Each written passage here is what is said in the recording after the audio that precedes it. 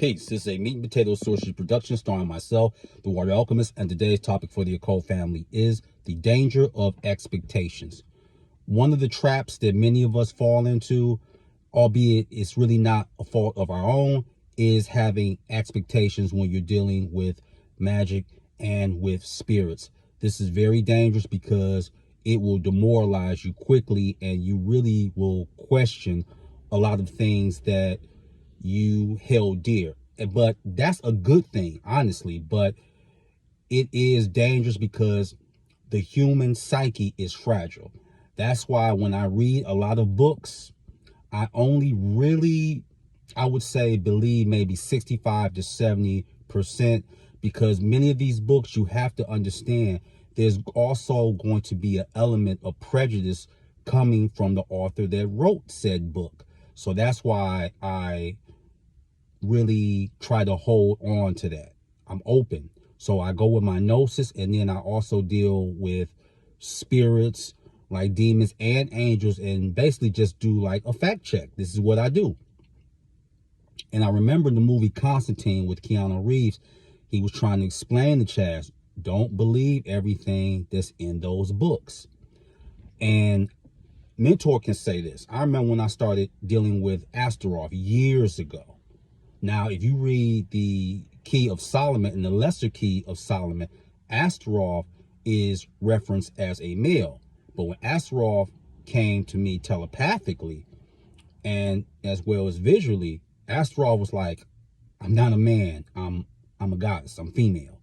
And that removed my prejudice. I'm like, whoa, I didn't expect that. She's like, yeah, that's the problem. Don't look for certain things. Now, I've dealt with male spirits and angels. Same thing. Raziel, one of my guardian angels. Raziel came through as feminine. And Raziel, how angels work, if you don't ask them, they're not going to give up no intelligence. And I said to Raziel years ago, I said, so you're my guardian angel? She was like, yes, I'm one of them.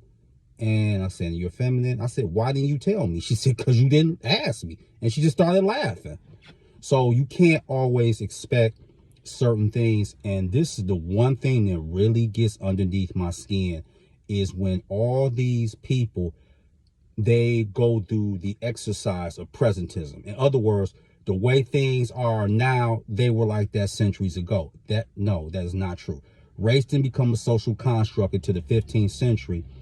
And it wasn't really based on color. It was culture and nationhood. And you had other races on this planet, dragons. And there was a book, the Zulu Bone Oracle.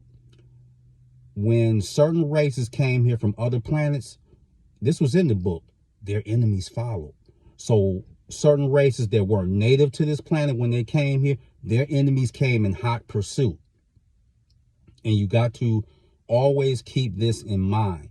Everyone has their turn on this planet.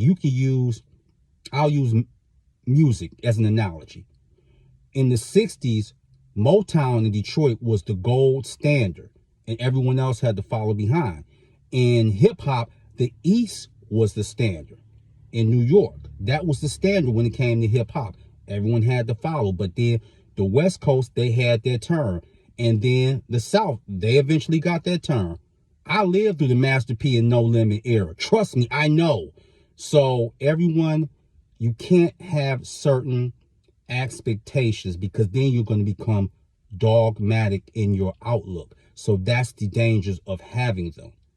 So even certain angels, yes, they can appear in humanoid figure, but also they can come in the animal.